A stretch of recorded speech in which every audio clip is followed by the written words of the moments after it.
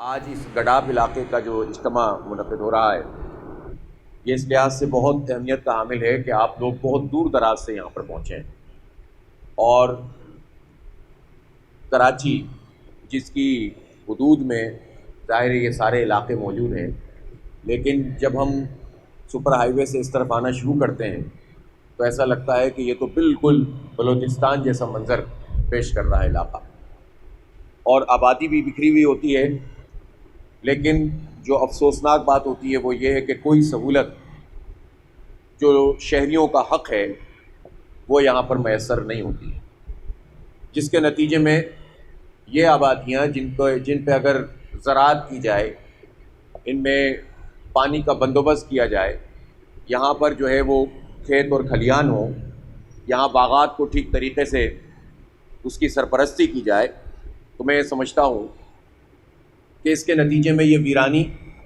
یہ ایک ایسی آبادی میں اور اتنے زبردست لہلہاتی فصلوں کی صورت میں ہوگی کہ پھر کھنچ کھنچ کر لوگ دور دراز سے یہاں پر آ کر بسیں گے، اور یہ ہمارا پورا علاقہ جو ہے وہ گل و گلزار ہو جائے۔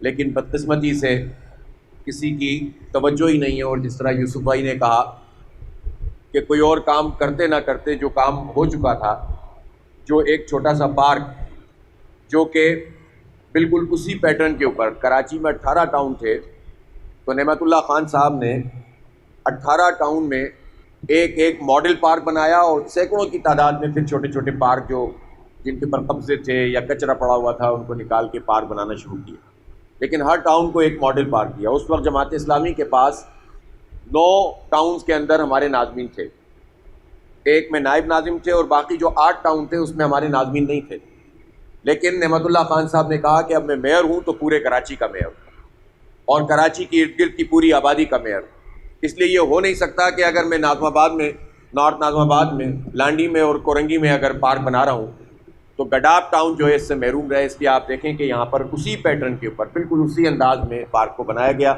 بدقسمتی سے آج وہ اجڑا ہوا ہے، اس میں کوئی جو ہے وہ ہمیں گھاس نظر نہیں آ رہی، کوئی سہولت نظر نہیں آ رہی۔ تو یہ تو صرف ایک چھوٹی سی مثال ہے، اصل میں تو بات یہ ہے کہ ایک انسان کی حیثیت سے اور ایک شہری کی حیثیت سے، اس مملکت کے ایک شہری کی حیثیت سے ہمارے جو حقوق ہیں اور کچھ فرائض ہیں، حقوق اور فرائض کو ملا کر جب ہم اپنے بات کو آگے بڑھاتے ہیں تو اس کے نتیجے میں جو ہے وہ ایک بہترین معاشرہ تشکیل پاتا ہے اور ایک بہترین نظام چلتا ہے۔ لیکن بڑی بدقسمتی ہے کہ یہ نظام اپنی جگہ پر جو ہے وہ کام نہیں کر سکا ہے، جس کے نتیجے میں ظلم ہے، فساد ہے، اور انسانوں کے اوپر انسانوں کی حاکمیت کا ایک سسٹم ہے جو اس ملک میں قائم ہے کہ جو اللہ کے نام پر بنا ہے، جو لا الہ الا اللہ کی بنیاد پہ بنا ہے۔ ہماری سندھ اسمبلی نے بھی اس وقت حمایت کی تھی پاکستان بننے کی، تو لا الہ الا اللہ محمد الرسول اللہ کی وجہ سے کی، اس لیے کہ ہمارا کوئی اور رشتہ نہیں ہے۔ اس لیے کہ جو لوگ دیکھیں، ایک طرف کتنی عجیب بات ہے کہ پورا بر صغیر پاک و ہند ہے، اس بر صغیر پاک و ہند کی ایک بہت بڑی آبادی تھی، وہاں یہ مطالبہ ہوا کہ ایک ایسا خطہ زمین ہونا چاہیے کہ جہاں ہم اللہ کی مرضی کے مطابق اور اپنی آسانی کے ساتھ زندگی کو گزار سکیں۔ تو قائد اعظم کی قیادت میں جو تحریک چلی، وہ تحریک صرف ان آبادیوں میں نہیں چلی جن کو پاکستان میں شامل ہونا تھا، بلکہ ان آبادیوں میں چلی اور زیادہ بڑے پیمانے پر چلی کہ جنہیں پاکستان میں شامل نہیں ہونا تھا۔ اور دنیا کی تاریخ میں ایسی کوئی مثال نہیں ہے، لوگ اپنی زمین کے لیے لڑتے ہیں، لوگ اپنی برادری کے لیے لڑتے ہیں، لوگ اپنے قبیلے کے لیے لڑتے ہیں، اور لوگ کہتے ہیں کہ ہماری زمین کے اوپر ہماری آزادی کا نظام قائم ہے۔ لیکن یہ تاریخ کا ایک انوکھا واقعہ ہے کہ بنگال میں، سی پی میں، بہار میں، یو پی میں جو لوگ تحریک چلا رہے تھے پاکستان کی، ان کو معلوم تھا کہ یہاں ہم اقلیت میں ہیں، ہمیں یہاں سے زمین چھوڑنی پڑے گی، کاروبار چھوڑنا پڑے گا، لیکن ان کو یہ خواہش تھی کہ ہم ایک ایسی جگہ جائیں گے جہاں لا الہ الا اللہ محمد الرسول اللہ کی بنیاد پر نظام چلے گا۔ یہ بہت بڑی خواہش تھی، اور اس خواہش کی بنیاد پر انہوں نے قربانیاں دی، اپنا سب کچھ چھوڑ دیا۔ اور کتنی عجیب بات تھی کہ جو اتنی بڑی تعداد میں ہجرت کر کے آئے ان کو سینے سے لگایا کن لوگوں نے؟ جو یہاں مقامی رہنے والے لوگ، اور محبت کے ساتھ بالکل وہ مدینہ منورہ کی یاد تازہ ہو گئی۔ جب رسول پاک صلی اللہ علیہ وسلم اور آپ کے ساتھی مکے سے ہجرت کر کے مدینے پہنچے تھے تو مدینے کے انصار نے انہیں اپنے سینے سے لگایا۔ لیکن افسوس کی بات یہ ہے کہ پاکستان بن گیا، لیکن پاکستان بننے کے بعد پاکستان کے اوپر ایک حکمران طبقے کی حکومت رہی. حکمران طبقے کا مطلب کوئی پارٹی نہیں ہوتی ہے، صرف کوئی ایک آدمی نہیں ہوتا، کوئی وزیر اعظم صدر نہیں ہوتا، بلکہ ایک پورا کا پورا سسٹم ہے جو ہمارے اوپر قائم ہے. اس سسٹم میں مختلف طبقات ہیں، ان طبقات نے آپس میں ایک اتحاد کیا ہوا ہے، اور 73-74 سال سے یہ اتحاد پاکستان کے عام لوگوں کا استحصال کر رہا ہے. ہمارے لیے انہوں نے ایسے حالات پیدا کر دیے کہ سندھی مہاجر کا دشمن بن جائے، مہاجر سندھی کا دشمن بن جائے، بلوچ پنجابی سے لڑنے لگے، پختون اور جو ہے وہ پنجابی کی لڑائی شروع ہو جائے. مطلب مختلف قوموں برادریوں کے اندر، اور پھر ایک قوم کے اندر بھی آپ دیکھیں قبائلی جھگڑے ہوتے ہیں ہمارے ملک میں، کتنے بڑے بڑے پیمانے پر یہ جھگڑے ہوتے ہیں. لیکن جو قبائل کے بڑے بڑے سرپرست ہوتے ہیں، سربراہ ہوتے ہیں، یہ اسمبلیوں میں ایک جگہ پہ بیٹھتے ہیں، عوام مرتے رہتے ہیں اور ان کے آپس میں پیچ اپ ہوتے رہتے ہیں، زمینوں کے اوپر ان کا اتحاد ہوتا ہے، بڑے بڑے کاروبار میں یہ لوگ انڈرسٹینڈنگ کے ساتھ کام کرتے ہیں. اسی طرح سے آپ نے دیکھا 35-40 سال سے اس شہر کراچی میں، وہ شہر کے جو ایک امن کا شہر تھا، جو غریبوں کی ماں کہلاتا تھا، جہاں ایک طرف باراڑی سے لوگ شہر کے اندر جا کر بالکل آزادانہ طریقے سے کام کرتے تھے، وہیں پر جو ہے جو شہر کے اپنے لوگ تھے وہ بھی مختلف علاقے، برادری، زبانیں بولنے والے. ظاہر ہے کہ جب وہ ایک میٹروپولیٹن سٹی ہوتا ہے اس میں ہر طرف سے لوگ سمٹ کر آتے ہیں. تو ایک بہترین خوبصورت شہر تھا، صنعتیں اس کی ترقی کرتی تھیں، تعلیم تہذیب تھی. لیکن آپ نے دیکھا کہ چند چیزوں کو بنیاد بنا کر لوگوں نے نعرے لگائے اور تقسیم کر دیا، اور تقسیم کرنے کے نتیجے میں اس شہر کراچی میں کبھی آپ نے دیکھا کراچی، حیدرآباد اور ان جگہوں کے اوپر سندھی مہاجر فساد ہو رہا ہے، کبھی آپ نے دیکھا پختونوں کے ساتھ جھگڑا ہو رہا ہے، کبھی پنجابیوں کو گالیاں پڑ رہی ہیں، کبھی ایک دوسرے کے خلاف، کبھی ایک سے اتحاد کر لیا، کبھی جو ایم کیو ایم جی ایس این کا اتحاد ہو گیا، کبھی M Q M Peoples Party کا اتحاد ہو گیا، پنجابی اور پختون کو گالی دینے لگے، کبھی ان کے ساتھ اتحاد کر لیا، سندھیوں کو گالی دینے لگے، کبھی جو ہے وہ سندھ کے نام پر سیاست کرنے والے جو خود مقامی سندھیوں کو کوئی حق نہیں دیتے وہ علمبردار بن کے کھڑے ہو جاتے ہیں. تو اس کے نتیجے میں چند لوگوں کی دکانیں تو چلتی رہیں، لیکن ہمارا شہر بھی برباد ہوا، ہمارا صوبہ بھی برباد ہوا اور ہمارا ملک بھی برباد ہوا، اور اس سے میں حاصل کچھ بھی نہیں ہوا. اور کبھی بھی لسانیت اور تعصب سے انسانی تاریخ بتاتی ہے کہ کچھ حاصل نہیں ہوتا. ایک بہت بڑی آج کل آپ لوگ ڈرامہ ارطغرل اور یہ عثمان دیکھتے ہیں نا بچے ہمارے، یہ کتنی بڑی اسٹیٹ تھی مسلمانوں کی، اوٹومان اسٹیٹ، عثمانی سلطنت کہلاتی تھی. بر اعظموں تک افریقہ اور ایشیا اور یورپ اور یہ پورا سینٹرل ایشیا سب کے اوپر ہماری حکومت تھی. ٹھیک ہے اس سے اختلاف اتفاق لوگوں کو ہو سکتا ہے ان کے طرز حکمرانی سے، لیکن عمومی طور پر امن تھا، انصاف تھا، عدل تھا، اور ایک مسلمانوں کی ایک اسٹیٹ قائم تھی. کیا بیڑا غرق ہوا؟ کیوں ہوا؟ جو سازش سب سے زیادہ مسلمانوں کے خلاف کی گئی اور اس سازش کا شکار خود جو مسلمان ہوئے وہ یہ ہوئے کہ انہوں نے اپنے آپ کو تقسیم کر لیا عربوں میں اور ترکوں میں. حالانکہ ہماری جو کامن چیز تھی وہ لا الہ الا اللہ محمد الرسول اللہ. ترکوں نے بہت خدمت کی خانہ کعبہ کی، انہوں نے بہت خدمت کی حجاز کی، لیکن جب ان کے اندر ترک نیشنلزم اور عربوں کے اندر عرب نیشنلزم جو ہے وہ پروان چڑھا اور ایک دوسرے سے نفرت کرنے لگے. دیکھیں معاملات اور واقعات تو ہر جگہ ہوتے ہیں جس کی بنیاد پر آپ لڑ سکتے ہیں. گھر کے اندر بھی اس طرح کا معاملہ ہوتا ہے کہ دو بھائی آپس میں لڑ سکتے ہیں، لیکن اپنے اختلافات کو ہم اختلاف رکھتے ہوئے بھی اور اس کو حل کرنے کی بھی کوشش کرتے ہیں. لیکن ہمارے دشمن نہیں چاہتے کہ مسلمانوں کی سب سے بڑی قوت یہ ہے کہ ایک اللہ اور ایک رسول کو ماننے والے ہیں، اور اس کی بنیاد پر ہم اکٹھے ہو جاتے ہیں، عرب اور عجم اکٹھے ہو جاتے ہیں، کالا اور گورا اکٹھا ہو جاتا ہے. اور یہ اتنی بڑی قوت ہے، وہ قوت کا اتنا بڑا سر چشمہ ہے کہ جس پر بار بار جو ہمارے دشمن ہیں وہ حملہ کرتے ہیں. اسی لیے آپ دیکھیں رسول پاک صلی اللہ علیہ وسلم کے نام کی حرمت پر بار بار آپ کی حرمت کے حوالے سے جو ہے وہ کاروائیاں کی جاتی ہیں. کبھی قادیانیت کا کوئی فتنہ کھڑا کر دیا جاتا ہے، کبھی جو ہے ایسا معاملہ پیدا کر دیا جاتا ہے کہ جس کے نتیجے میں لوگ انکار حدیث کرنا شروع کر دیں. یہ سب اس لیے ہوتا ہے کہ جب رسول اکرم صلی اللہ علیہ وسلم پر اعتماد، ایمان اور آپ کے اوپر جو ہم جان فدا کرنے کا جو جذبہ مسلمان میں اگر یہ کمزور پڑ گیا تو مسلمان کمزور، اس لیے کہ مسلمان اور کسی چیز کا نام نہیں ہے، اللہ پر ایمان کا نام ہے اور رسول اللہ صلی اللہ علیہ وسلم سے محبت کا نام ہے. یہ ہماری بنیادیں. تو یہ کوشش کرتے ہیں. اب رسول اکرم صلی اللہ علیہ وسلم کی سنت اور آپ کی سیرت تو یہ ہے کہ آپ نے سب کو جوڑا. عرب قبائل کی جو عصبیت تھی وہ تو بے تحاشا بہت بڑی عصبیت تھی، اور مدینہ منورہ میں تو جو یثرب اس کا نام تھا، اس میں تو لوگ جو ہیں وہ لڑا کرتے تھے، اوس اور خزرج کے لوگ، جس کو شاعر نے لکھا کہ کبھی پانی پینے پلانے پہ جھگڑا، کبھی گھوڑا آگے بڑھانے پہ جھگڑا، چھوٹی چھوٹی باتوں پہ لڑتے تھے، برسوں جنگ جاری رہتی تھی۔ اور فائدہ کون اٹھاتا تھا؟ فائدہ وہ یہود اٹھاتے تھے جو دونوں کو اسلحہ فراہم کرتے تھے، جو دونوں کو جو ہے وہ یہ سہولت فراہم کرتے تھے کہ تمہیں بھی اسلحہ دیں گے، تمہیں بھی اسلحہ دیں گے، اور تم لڑتے رہو۔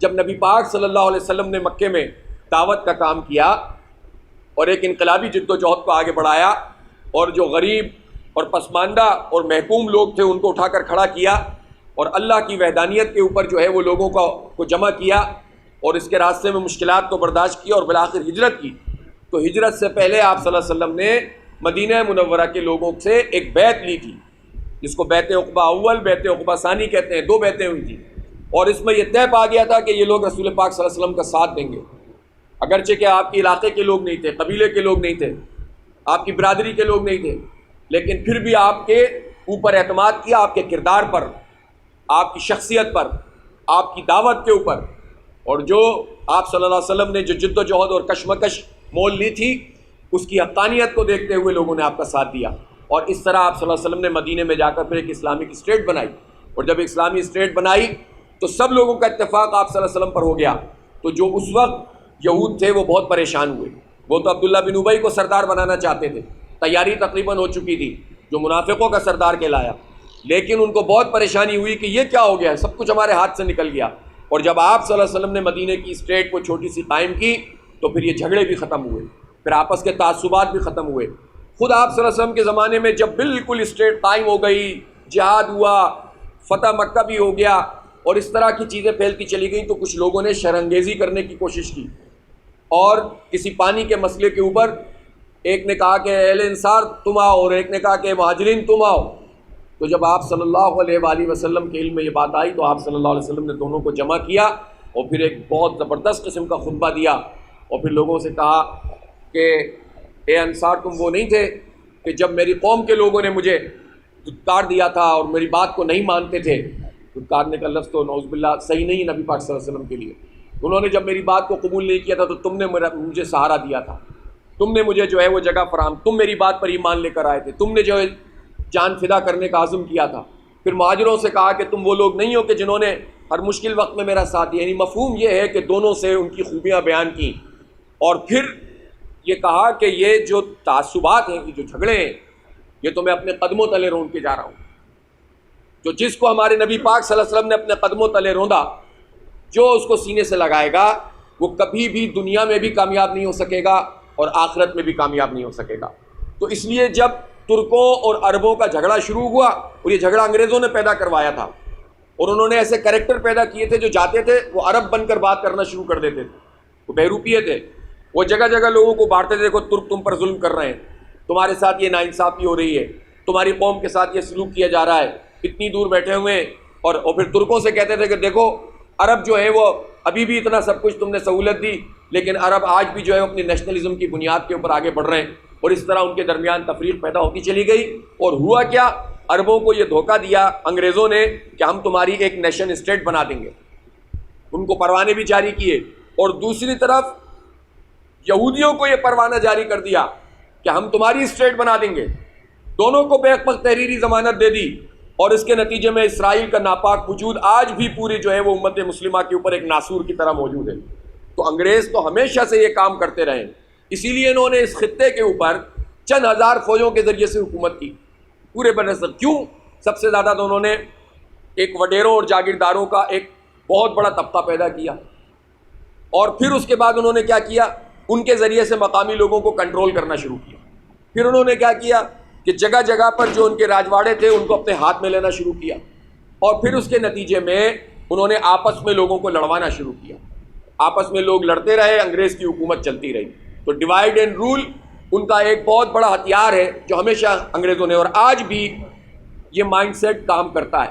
جو انگریز کے شاگرد ہیں وہ کبھی بھی اتحاد نہیں چاہتے۔ بدقسمتی سے ہمارے ملک میں ان 73-74 سال میں جو سسٹم رہا ہے وہ انگریزوں کا بنایا ہوا ہے۔ ہم نے ملک حاصل کیا، نظام نہیں بدلا۔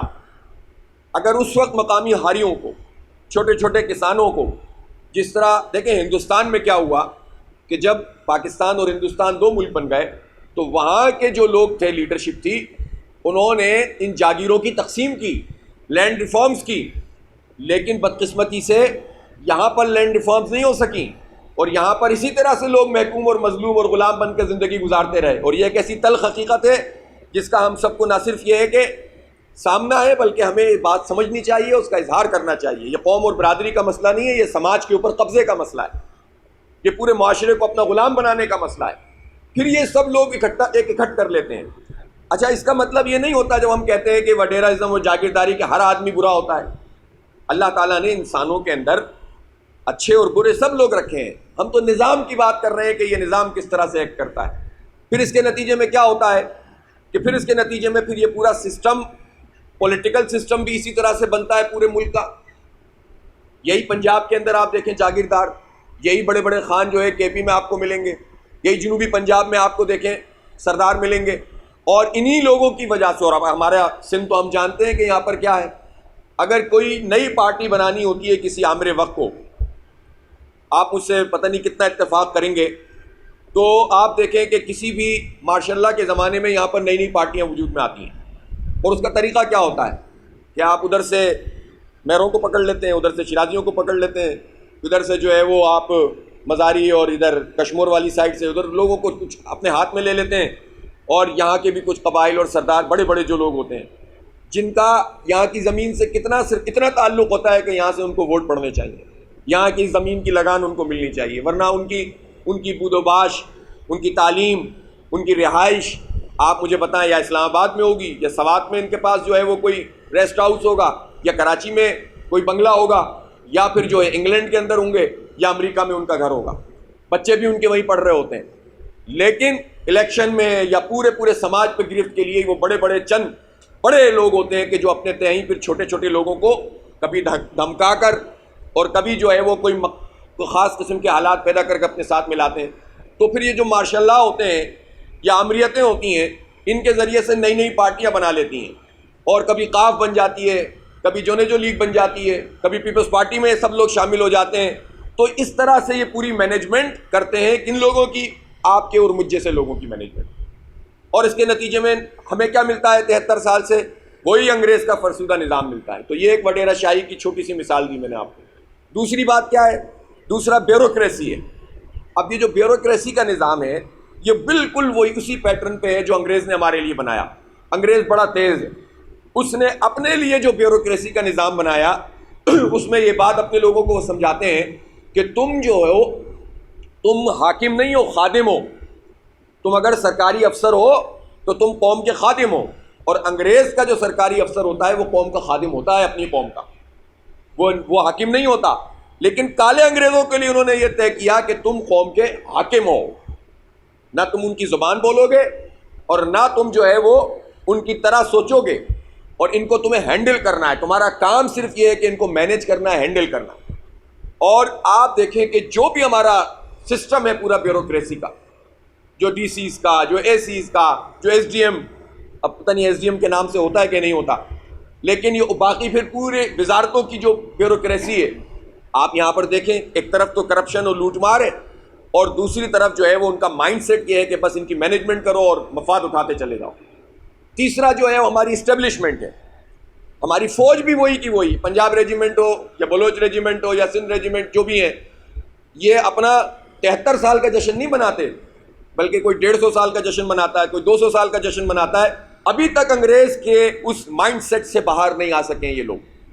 اسی لیے جب یہ مائنڈ سیٹ مجموعی طور پر اتحاد کرتا ہے بیوروکریسی کا، اسٹیبلشمنٹ کا، وڈیروں اور جاگیرداروں کا، تو یہ انگریزوں کے مفادات یا ان کے بنائے ہوئے سسٹم کا تحفظ کرتا ہے. جو چند فیصد، 1% لوگ بھی نہیں ہوں گے، یہ باقی 99% لوگ ہم سب ان کے ماتحت ہو کر کام کرتے ہیں. انسانوں کے اوپر انسانوں کی حاکمیت کا نظام ہے. پھر یہ بات بہت چھوٹی رہ جاتی ہے کہ میں مہاجر ہوں، تم سندھی ہو، میں سندھی ہوں، تم مہاجر ہو. ہمارے لیے یہ نعرے ہیں، ان کے لیے کوئی نعرہ نہیں ہے. ان کا اکٹھ ایک طریقے سے ہوتا ہے، وہ اپنا سسٹم اسی طرح سے چلاتے ہیں. اس لیے 99% سے زیادہ لوگ اگر بیوقوف بنے رہیں گے تو ان ہوشیار لوگوں کا کام چلتا رہے گا. اور اگر ہم عقل مند ہو جائیں گے تو ان ہوشیار لوگوں کو اٹھا کر پھینک دیں گے، اس کو انقلاب کہتے ہیں۔ لیکن ظاہر ہے انقلاب کے تو نعرے بہت لگے ہیں یہاں پر، یہاں تو لوگوں کو بہت لارے لپے دیے گئے، کسی نے کوئی نعرہ لگایا، کسی نے کوئی نعرہ لگایا، لیکن عملاً یہ سب لوگ اسی حکمران طبقے کے اتحادی کے طور پر کام کرتے رہے۔ اس لیے کوئی بھی آدمی ہو، چاہے کسی گوٹھ میں بیٹھا ہو یا شہر کے اندر بیٹھا ہو، اس کے اندر اتنا شعور پیدا ہونا چاہیے کہ وہ اپنے حالات کا درست تجزیہ کرے۔ ہمارا دین بھی ہم سے یہ مطالبہ کرتا ہے۔ ہمارا دین جو ہے وہ آسمانوں پہ نہیں ہے، یہ آسمانی دین اس زمین پر قائم ہونے کے لیے، یہ ایک نظام ہے، یہ ایک طرز حکومت ہے، یہ طرز معیشت ہے۔ اگر اللہ کے حکم کے مطابق ہمارا معاشی نظام نہیں ہے، یعنی اگر سود کا نظام چل رہا ہے حکومتی سطح پر، بینکوں کی سطح پر، اسٹیٹ کی سطح پر، تو اس کا مطلب یہ ہے کہ دین قائم نہیں ہے۔ اگر عدالتیں انصاف نہیں کر رہی، 40 سال تک لوگوں کو انصاف نہیں ملتا، کسی کی زمین پہ قبضہ ہو جائے، آپ مجھے بتائیں کوئی عدالت ہے جو انصاف دے سکے؟ ابھی آ کر سپریم کورٹ کے چیف جسٹس صاحب یہ جو فرماتے ہیں کہ اڑا دو، پھینک دو، گرا دو، اس کا کیا حاصل ہے؟ آپ جو جس نے بنایا، جس نے کمایا، جس نے ناجائز قبضہ کیا، اس کو تو نام ہی نہیں لیتے، اس کو تو پکڑتے ہی نہیں ہیں۔ اور پھر جو آخری اینڈ یوزر ہے، جس نے پیسے دے کے چیز کو لے لیا، اس سے کہتے ہیں کہ اس کو گرا دو، تو وہ تو بیچارہ برباد ہو گیا جس نے اپنی جمع، جبکہ وہ جب سرکاری فائلیں دیکھتا ہے تو اس کو بتایا جاتا ہے کہ یہ یہاں سے پاس ہوا ہے، یہاں سے پاس ہوا ہے۔ آپ کسی زمین کو خریدتے ہیں تو آپ سرکاری فائل دیکھیں گے نا، اگر اس میں یہ لکھا ہوگا کہ یہ لیز ہوئی ہے، یہ قانونی زمین ہے، تو آپ خرید لیں گے، اور کون سا ذریعہ آپ کے پاس۔ لیکن ایک سہانی صبح آپ کو یہ پتہ چلے کہ چیف جسٹس صاحب نے یہ تحقیق کی ہے کہ یہ جگہ ناجائز ہے۔ اگر یہ جگہ ناجائز تھی تو آپ 40-30 سال سے کیا کر رہے تھے، 20 سال سے کیا کر رہے تھے؟ کہاں تھی وہ سپریم کورٹ؟ آج جو اتنا آپ دم پکڑ رہے ہیں، تو یہی سپریم کورٹ کی رجسٹری یہاں پر موجود تھی جب ایم کیو ایم قبضے کر رہی تھی، اور نعمت اللہ خان نے پٹیشن فائل کی تھی۔ یہ ان کی پٹیشن ہے، جس وقت تعمیرات ہوئی نہیں تھیں، صرف ابھی کھدائیاں شروع ہوئی تھیں، قبضے شروع ہوئے تھے، لائنیں بنی تھیں پورے شہر کے میں اتنی ساری جگہوں کے اوپر، اور پھر شہر کے باہر بھی، یہاں خود آپ کے گڈاپ ٹاؤن کے اندر کتنی جگہیں جہاں پر قبضہ ہوا ہے۔ ان سب جگہوں کے اوپر نعمت اللہ خان صاحب کی پٹیشن میں جماعت اسلامی نے اس بدترین فسطائیت میں، جب بولنے کا مطلب گولی تھا، جب آواز اٹھانے کا مطلب قتل کر دینا تھا، ہمارے پرویز محمود شہید ہو گئے نا، عابد الیاس یوسی ناظم شہید ہو گئے، ظفر اقبال نائب ناظم شہید ہو گئے، اسلم مجاہد ہمارے سابق ایم پی اے شہید ہو گئے، حق کی آواز اٹھا، یہ سب اردو بولنے والے لوگ تھے۔ انہوں نے کبھی کمپرومائز نہیں کیا اس تعصب کے اوپر کہ اگر ہماری زبان بولنے والا اگر دہشت گردی کر رہا ہے تو ہم اس کو بھی دہشت گرد کہیں گے، جو دوسری زبان بولنے والا دہشت گردی کرے گا اس کو بھی دہشت گرد کہیں گے۔ ہم نے اس کی قیمت ادا کی، ہم نے خون دیا اپنا، اور یہ اسی خون کی برکت ہے کہ جن لوگوں نے 30-35 سال اس شہر کو یرغمال بنایا، آج وہ اپنی بقا کی جنگ لڑ رہے ہیں، اور جماعت اسلامی الحمدللہ موجود ہے اور کراچی کے تمام مسئلوں کے اوپر سب سے مؤثر آواز کے طور پر کام کر رہی ہے۔ تو بھائی یہ ہے اصل بات۔ تو ہمیں تو اس طبقے نے آپس میں تقسیم کر کے رکھا ہوا ہے۔ ہماری زمینیں کس کی محفوظ ہیں مجھے بتائیں؟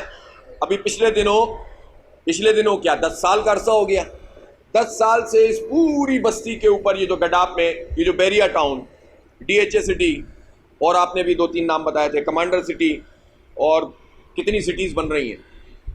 اب ایمانداری کی بات مجھے آپ یہ بتائیے گا، 13 سال سے لگاتار پیپلز پارٹی کی حکومت ہے، اس پوری آبادی سے ووٹ کس کو ملتے ہیں؟ کس کو ملتے ہیں؟ زور سے بولیں نا، کس کو ملتے ہیں؟ پیپلز پارٹی کو، بھٹو کے نام کے ووٹ ملتے ہیں۔ اور وہ بتاؤں پیپلز پارٹی کو کیا ووٹ ملتے ہیں؟ وہی سسٹم ہے۔ ایک دفعہ تو نون لیگ کو بھی ووٹ ملے تھے یہاں سے، کیا نام تھا ان کا ہمارے؟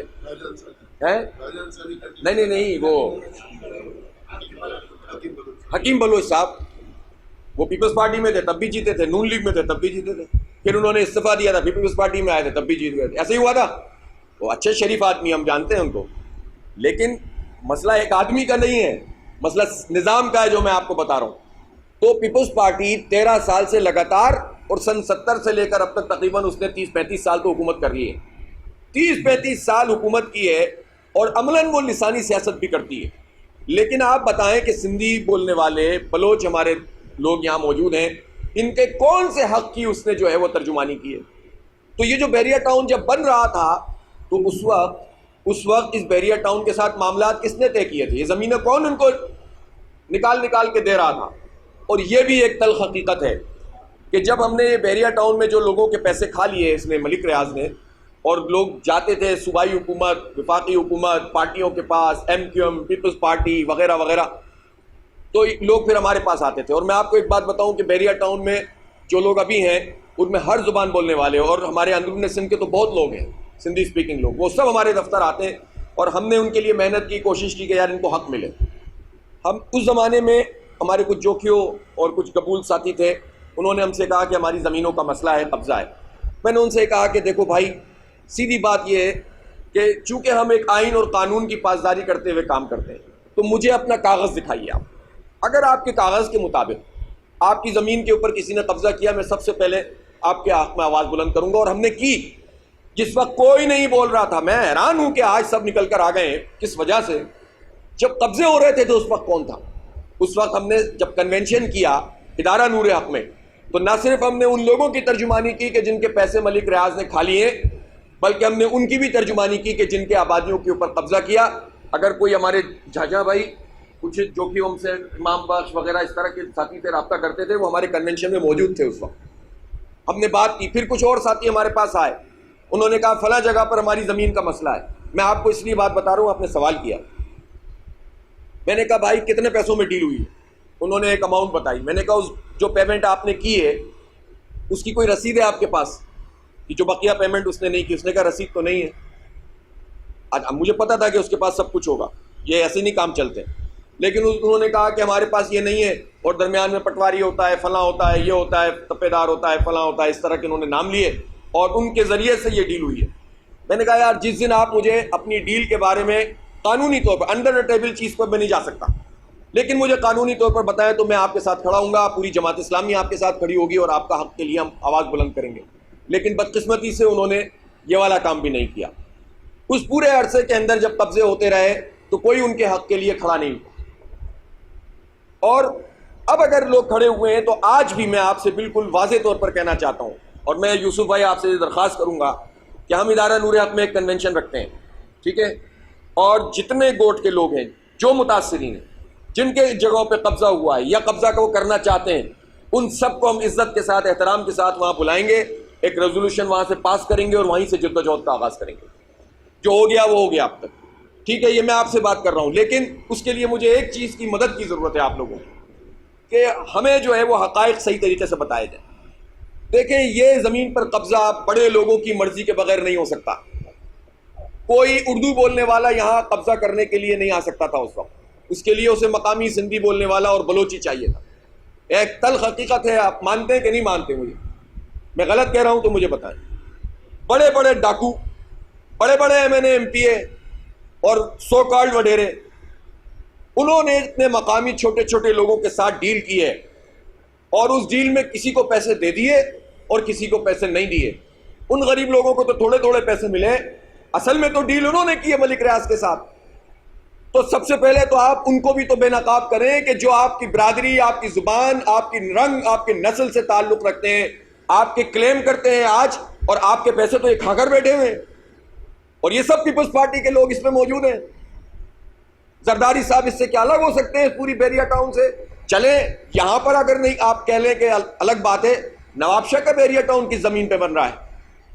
کیا وہ پنجابیوں کی زمین پہ بن رہا ہے؟ کیا وہ مہاجروں کی زمین پہ بن رہا ہے؟ وہ بھی وہاں کے زرداریوں کی زمین پہ بن رہا ہے، وہاں کی جو ہے وہ جو بھی قوم زبان قبیلے کے لوگ ہیں، خاص تیلیوں کی زمین پہ بن رہا ہے۔ ہم جانتے ہیں وہ پوری آبادی کے اندر، بستی کے اندر تو سارے گوٹ ہیں، وہاں کیوں آواز بلند نہیں ہوتی؟ اس کا مطلب کیا ہے کہ آپ ہمیشہ ہوشیار رہیں ایسے لوگوں سے جو برسات میں مینڈک کی طرح نکلتے ہیں، اپنی صفوں میں اتحاد قائم رکھیں، حق اور انصاف کی بنیاد پہ کھڑے ہوں، زبان اور نسل کی بنیاد پہ کھڑے نہ ہوں۔ ہمیشہ اصول یاد رکھیں، جب آپ زبان کی بنیاد پہ کھڑے ہوں گے وقتی طور پر کچھ لوگوں کو فائدہ ہوگا اور ہمیں کبھی بھی فائدہ نہیں ہوگا۔ یہ تجربہ ہمارے کراچی کے لوگوں نے 35 سال کر کے دیکھ لیا۔ ان سے کہا گیا تھا تمہارے بچوں کو نوکریاں دلائیں گے، تمہیں قومیت دلائیں گے، تمہیں یہ کر دیں گے، ٹی وی بیچو، وی سی آر بیچو، اسلحہ خریدو، یہ الطاف حسین نے کہا تھا۔ اس وقت اس کے راستے میں سب سے بڑی رکاوٹ کون تھا؟ جماعت اسلامی تھی۔ اور جماعت اسلامی نے لوگوں کو سمجھایا یہ راستہ تباہی کا راستہ ہے. لوگوں کو سمجھ میں نہیں آیا اس وقت. لوگوں نے کہا کہ تم غلط بات کر رہے ہو, تم ہمارا راستہ روکنا چاہتے ہو. ہم اپنی جگہ کھڑے رہے, ہم نے کالجوں میں قربانیاں دی, ہم نے تعلیمی اداروں میں فیس کیا ہے. میں اردو بولنے والا ہوں لیکن ہم نے ان کا مقابلہ کیا ہے. ہمارے کتنے لوگ انہوں نے شہید کر دیے اس بنیاد کے اوپر. اس وقت تو پیپلز پارٹی اور ایم کیو ایم کا 1988 میں اتحاد ہوا تھا اور بے نظیر الطاف بہن بھائی کے نعرے لگے تھے, ہمیں یاد ہے اس بات اچھی طرح. لیکن ہم ان کی آمریت کا مقابلہ کر رہے تھے. ہم کہتے تھے تم بھتہ خور ہو, تم دہشت گرد ہو, تم اپنی قوم کو بھی کچھ نہیں دو گے اور دوسری قوم سے بھی نفرت کرواؤ گے. تو ہمیں کچھ بھی نہیں ملا. لیکن پورا نظام ایسا ہے جس میں محرومیاں پیدا کی جاتی ہیں, جس میں لڑوایا جاتا ہے, جس میں تقرریوں میں تقسیم پیدا کی جاتی ہے. میں سمجھتا ہوں کہ ہمارا اتنا ظرف ہونا چاہیے کہ جس طرح جب ایم کیو ایم واٹر بورڈ میں اردو بولنے والوں کی جعلی بھرتیاں کرتی تھی تو جماعت اسلامی میں یہ حوصلہ تھا کہ اس نے یہ بات اس وقت بھی کہی کہ یہ جعلی بھرتیاں میں قابل قبول نہیں ہے, چاہے وہ اردو بولنے والے کیوں نہ ہوں. ہم نے کہا یہ. تو آج میں چاہتا ہوں کہ ہمارے سندھی بولنے والوں کے اندر بھی یہ اخلاقی طور پر ان کو بھی یہ چاہیے کہ وہ اس بنیاد کے اوپر پیپلز پارٹی کی مخالفت کریں کہ آپ لسانی بنیاد پر تقسیم نہ کریں, آپ میرٹ کریں. اور آپ نے آج کوٹا سسٹم کی بات کی ہے. 1973 میں جب یہ کوٹا سسٹم لگا تھا 1973 میں, اور یہ صوبے میں نہیں ہے, یہ لوگوں کو دھوکہ ہوتا ہے کہ یہ صوبائی ملازمتوں میں کوٹا سسٹم ہے ہی نہیں, صرف وفاقی ملازمتوں میں پورے ملک میں کوٹے کا نظام ہے. میں عرض کر رہا ہوں, میں بتا رہا ہوں, ابھی آپ نے سوال کیا تو میری بات بھی سنیں تاکہ پتہ تو چلے نا کہ اصل حقیقت کیا ہے. سندھ کا 19% کوٹا ہے پورے ملک میں, 40 پتہ نہیں کتنے پرسنٹ پنجاب کا ہے, کے پی کا ہے, فلاں کا ہے. ہمارا 19% کوٹا ہے.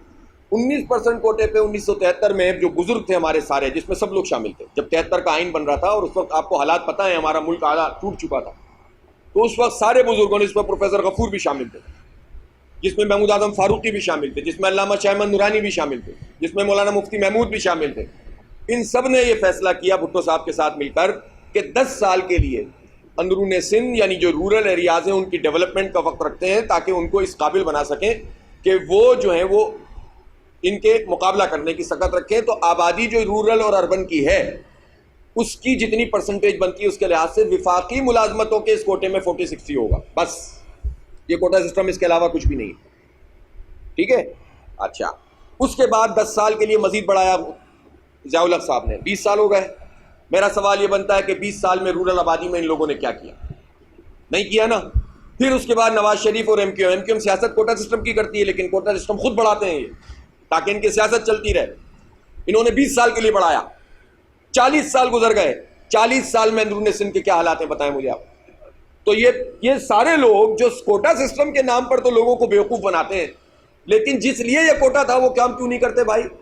وہاں تعلیمی ادارے ہاں بن رہے ہیں, کیڈٹ کالج بن رہا ہے لاڑکانہ میں, عام لوگوں کے لیے کالج نہیں ہوگا, عام لوگوں کے لیے تعلیم نہیں ہوگی.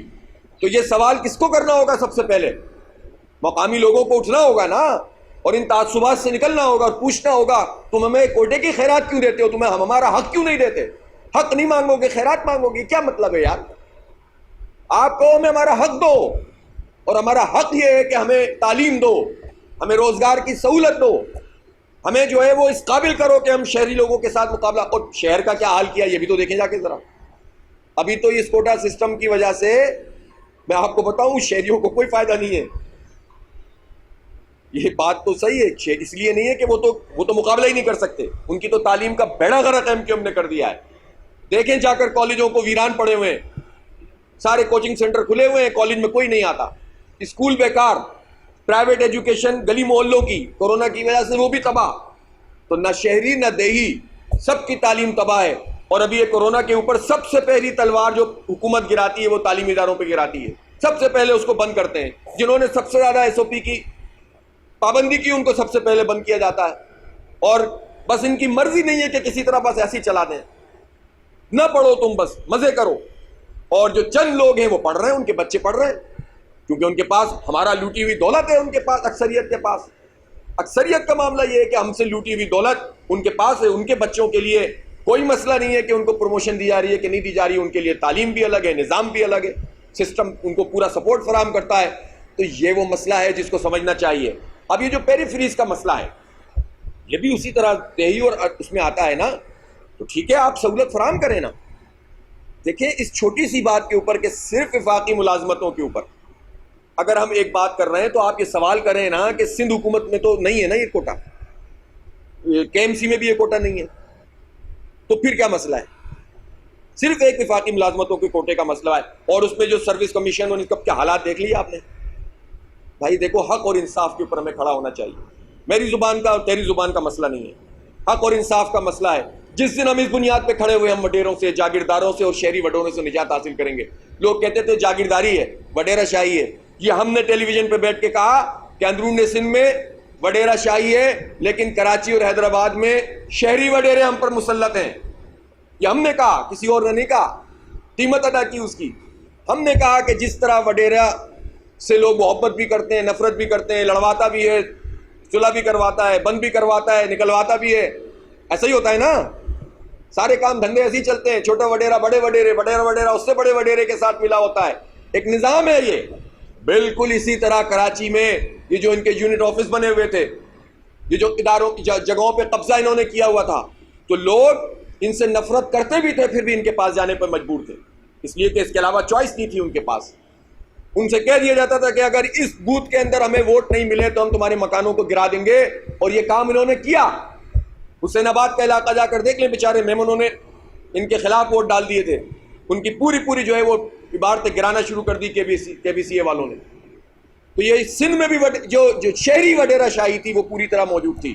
تو ہم نے اس کا بھی مقابلہ کیا. اس لیے میں آپ سے اگر بات کر رہا ہوں تو پہلے ایک قربانی دے کر آیا ہوں. یہ سارے لوگ قربانی دے کر کھڑے ہوئے ہیں. تو ہم کبھی بھی اپنی زبان, برادری, نسل کی بنیاد پر, ہاں ایک بات اور ہے, اللہ تعالیٰ نے اپنی قوم سے محبت کرنے کو منع نہیں فرمایا. اپنی برادری کے ساتھ, اپنے قبیلے کے ساتھ, اپنی کاسٹ کے ساتھ محبت کرنے کو منع نہیں کیا, بلکہ اس کی خیر خواہی کی تلقین کی ہے. سب سے پہلے دعوت بھی ان کو دو, وانذر عشیرتک الاقربین, کہ جو قرابت دار ہیں ان کو اللہ سے ڈراؤ.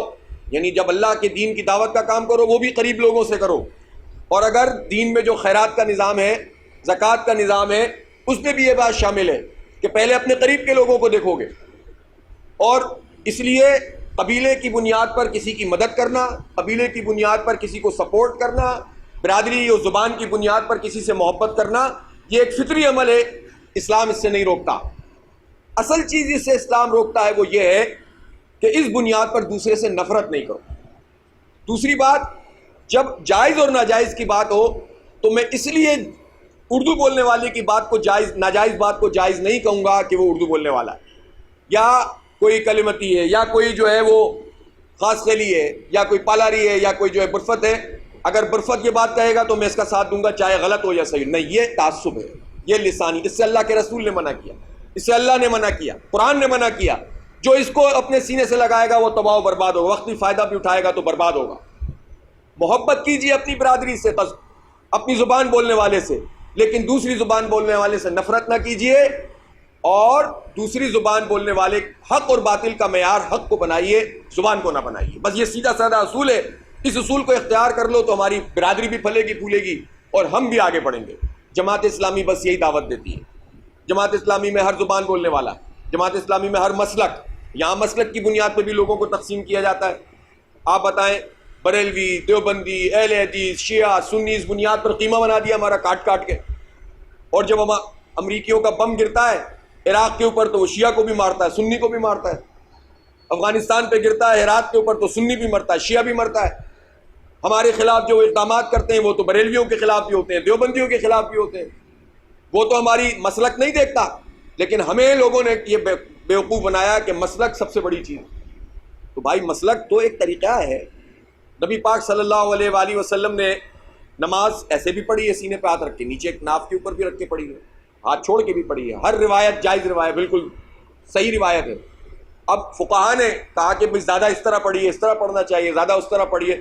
یہ اختلاف بھی پیدا ہو گیا کبھی اس پہ, لیکن یہ جزوی اختلاف ہے. اس کی بنیاد پر گروہ تو نہیں بن سکتا. جو بڑے بڑے ائمہ تھے جن کی رائے میں اختلاف ہوتا تھا, ایک دوسرے کے پیچھے نماز پڑھتے تھے, اور جس کے پیچھے نماز پڑھتے تھے اپنا مسلک چھوڑ کر اس کا مسلک اختیار کرتے تھے. لیکن ہمیں کچھ لوگوں نے اس دھندے پہ لگا دیا دکانداری کے لیے. تو یہ مسلک کی دکانداری، یہ لسانی دکانداری، یہ صرف دنیا بنانے کے لیے، بیوقوف بنانے کے لیے۔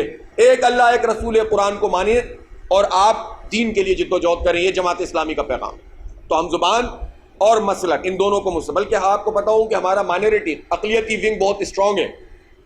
انسان ہونے کے ناطے، پاکستان کا شہری ہونے کے ناطے ہمارا یہ فرض بنتا ہے کہ ہم ان کا بھی خیال رکھیں، اور ہم نے ان کو ان کے تحفظ کے لیے ہمیشہ کہا، اور یہ اسلامک ہسٹری میں ہمیشہ اقلیتوں کو تحفظ فراہم کیا گیا۔ اس لیے ہم آپ کو دعوت دیتے ہیں کہ آئیں جماعت اسلامی کا ساتھ دیں، جو ہمارے لوکل مسائل ہیں ان کے حل کے لیے بھی ہم جد و جہد کریں گے، اور جو ہمارے ملک اور قوم کے مسائل ہیں ان کے لیے۔ اور اصل بات تو یہ ہے کہ یہ دین کا تقاضا ہے، دین یہ کہتا ہے کہ حق کی بنیاد پہ آپ کھڑے ہوں۔ اگر معاشرے میں ظلم موجود ہے تو اس کے خلاف آواز بلند کریں، اگر جو ہے وہ لوگ آپس میں تقسیم کر رہے ہیں تو اتحاد کے علمبردار بنیں، اگر آپ کے اوپر شیطانی نظام قائم ہے تو اس کو بدلنے کی جد و جہد کریں، اگر یہاں پر حق اور انصاف کی بنیاد پر فیصلے نہیں ہوتے تو اللہ کا جو شریعت کا نظام ہے وہ قائم کریں۔ ہمارے ملک میں المیہ یہ ہے کہ ایک طرف تو ہمارے آئین میں یہ بات موجود ہے کہ اللہ اور اس کے رسول کے حکم کے خلاف کوئی فیصلہ نہیں ہو سکتا، لیکن پریکٹیکلی جو سسٹم موجود ہے وہ سود کا ہے، جو اللہ اور اس کے رسول سے جنگ ہے، وہ ظلم کا ہے، عدالتوں کا نظام میں انصاف نہیں ہے۔ تو لہٰذا میں مکمل نظام کی تبدیلی کی جد و جہد کرنی ہے دین کی بنیاد پر۔ اور دین کیا ہے؟ دین پورے سسٹم کو کہتے ہیں، صرف عبادت کو نہیں کہتے۔ یہ جماعت اسلامی کی دعوت ہے، اور اب میں آپ سے یہ عرض کرتا ہوں کہ جماعت اسلامی کے اس پیغام کو پھیلانے کے لیے جو ہمارے حلقے بنے، جو علاقے بنے، ہمارا مختلف قسم کے کام ہیں۔ ہم درس اور تدریس کا کام بھی کرتے ہیں، ہم خدمت کا کام بھی کرتے ہیں، اور خدمت کے کام میں بھی الحمدللہ ہمارا کوئی مقابلہ نہیں کر سکتا۔ یہ دیکھ کر نہیں کرتے کہ یہ سندھی ہے کہ مہاجر ہے۔ آپ کو پتہ ہے اگر یہ بات ہوتی تو اس پورے گڈاپ میں جتنی خدمت کا کام جماعت اسلامی اور الخدمت نے کیا یہ نہ ہوتا۔ آپ نے دیکھا جب سیلاب آیا تو 65,000 لوگ کراچی شہر کے مختلف لوگوں میں صرف جماعت اسلامی نے اپنے پاس مہمان کے طور پر رکھے تھے، اور ایسے نہیں جس طرح سرکار میں ان کو ایسے ہی بیوقوف بنا رہے تھے، تصویریں کھنچوا رہے تھے، بلکہ عزت احترام کے ساتھ۔ اور جب روانہ کیا تھا تو پورے عزت کے ساتھ، اور مہینے 2 مہینے کا راشن دے کر۔ جیکب آباد میں ہندو آبادی تھی پوری، اس کو الخدمت اور جماعت اسلامی نے اس کی خدمت کی کہ انسانیت کے ناطے آپ کی پریشانی ہے، تو ہم تو اس طرح سے کرتے ہیں اس کام کو۔ اسی لیے آپ دیکھیں کہ آہستہ آہستہ جماعت اسلامی ہر علاقے اور بستی میں ہمارے کارکن بڑھ رہے ہیں۔ وہ الگ بات ہے کہ جو پورا نظام انتخابی ہے، اس انتخابی نظام میں جو میں بتا چکا ہوں آپ، لیکن ایک چیلنج ہے جس کو آپ کو قبول کرنا ہے۔ شاہجہاں بھائی، امتیاز بھائی، برفت صاحب، وہ چیلنج یہ ہے کہ آپ کی 6 یونین کونسل ہیں، 6 یونین کونسل ہیں۔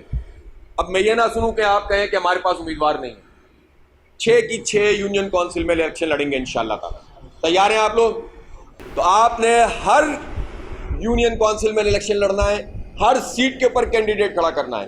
کوئی لوکل ایڈجسٹمنٹ سیٹ کے لحاظ سے ہو جائے تو ہو جائے، لیکن ایسا نہیں ہونا چاہیے کہ جب بندہ پہنچے پولنگ اسٹیشن میں تو اس کے پاس ترازو کا نشان نہ ہو۔ اور پھر یہ بات بھی اوپن ہے کہ اگر کوئی آدمی ایسا ہے، اچھی شہرت کا آدمی جو جماعت میں ابھی نہیں ہے، اچھی شہرت کا ہے، نیک نام ہے، اور کرپشن نہیں ہے اس کے ساتھ لگی ہوئی، اور وہ جماعت اسلامی کے پلیٹ فارم سے لڑ سکتا ہے، تو آپ ایسے لوگوں کو بھی تلاش کریں۔ ہم آپ کو اجازت دیتے ہیں اس بات کی، آپ اپنے نظم سے اجازت لیں اور اس کے بعد ان کو جماعت اسلامی کے پلیٹ فارم سے الیکشن لڑائیں۔ ہار جیت اللہ کے ہاتھ میں، ہمارا کام کیا ہے؟ کوشش کرنا۔ آپ لوگوں کو ایک بات سمجھائیں کہ آپ ووٹ ڈالنے اس لیے نہیں جائیں کہ یہ جیتے گا یہ ہارے گا، اس لیے جائیں کہ حق کیا ہے اور باطل کیا ہے، یہ اللہ کو جواب دینا ہے ہمیں۔ یہ ووٹ ایسی چیز ہے جو آپ سمجھا رہے تھے نا ابھی، اس کا جواب دینا ہمیں اللہ کو۔ آپ اختیار دیتے ہیں کسی کو، اس اختیار کی بنیاد پر یہ سارا نظام چل رہا ہے نا۔ جن لوگوں کے ہاتھ میں اختیار ہے وہ یہ سارے کام کر رہے ہیں، قبضے کر رہے ہیں، کرپشن کر رہے ہیں۔ تو آپ جب ووٹ ڈالنے جائیں تو یہ سوچ کر جائیں کہ میں سچائی کا ووٹ ڈال رہا ہوں۔ اگر یہ معاشرے میں آپ نے بات پھیلا دی تو انشاءاللہ اتنے ووٹ ہو جائیں گے کہ یہ قوت بن جائیں گے۔ آپ ہار بھی جائیں گے تو آپ کے ووٹ کی قوت سے انشاءاللہ آئندہ لوگ جو ہیں وہ آپ سے بات کریں گے۔ آپ جب لوگوں کے مسئلے کو اٹھائیں گے تو آپ کو ویٹ دیں گے، آپ کا احترام کریں گے۔ ورنہ جب آپ کے پاس نہیں ہوتی تو لوگ کہتے ہیں کہ یار آپ کی تو یہاں پر پوزیشن نہیں ہے۔ اس لیے میں آپ سے کہتا ہوں کہ بہت بھرپور طریقے سے بلدیاتی الیکشن میں جائیں گے انشاءاللہ ہم، اور بھرپور مہم چلائیں۔ اپنی بستی، اپنی برادری، اپنی ذات، اپنے گھر، اپنے دوستوں، سب سے کہیں کہ آپ جماعت اسلامی کا ساتھ دیں، جماعت اسلامی کو اس گڈاپ میں آپ قوت بنائیں۔ یہ میں بہت بڑی بڑی باتیں نہیں کرتا، لیکن اتنا میں ضرور کہتا ہوں کہ جماعت اسلامی آپ لوگوں کے کسی مسئلے پہ آپ کو تنہا نہیں چھوڑے گی، انشاءاللہ آپ کے ساتھ کھڑی ہوگی۔ جو پریشانی ہوگی وہ آپ کی بھی ہوگی، ہماری بھی ہوگی۔ ہم ستارے توڑ کر لانے کی بات نہیں کرتے، لیکن یہ آپ سے ضرور کہتے ہیں کہ آپ جماعت کو سپورٹ کریں گے اور ایک قوت میں ڈالیں گے تو جماعت اسلامی آپ کو کبھی بھی نیچے نہیں ہونے دے گی انشاءاللہ، آپ کا سر عزت کے ساتھ اونچا کرے گی انشاءاللہ تعالی، اور آپ کے مسئلوں کو حل کرنے کی جو ہو سکے گا ہم سے ہم کریں گے، ہم اس کا وعدہ آپ سے کرتے ہیں، ہم کوئی جھوٹ نہیں بولتے، کوئی دھوکہ نہیں دیتے آپ کو۔ تو میری آپ سے درخواست ہے کہ سارے کارکنان بھی عزم کریں، ووٹر لسٹیں نکالیں، اپنے علاقوں بستیوں کو دیکھیں، اپنے گاؤں دیہات گوٹھوں کو دیکھیں، اور وہاں جا کر جو ہے لوگوں سے رابطہ کریں، اور ایک مؤثر قوت کے طور پر، اور پھر جتنے مسائل ہیں ان کی بھی ترجمانی کریں۔ ظاہر ہے کہ جس طرح ہم پوری تحریک لے کر چل رہے ہیں، اس میں آپ لوگوں کا ہمیں بہت بڑا ان پٹ چاہیے، اور کوئی آپ کو تقسیم کرنا چاہے، دھوکہ دینا چاہے، آپ اس دھوکے میں نہ آئیں۔ یہ تحریک سب کی تحریک ہے، کراچی پھلے گا پھولے گا، ہم سب کو فائدہ ہوگا انشاءاللہ تعالی اس کا۔ بہت شکریہ، وآخر دعوانا الحمدللہ رب العالمین۔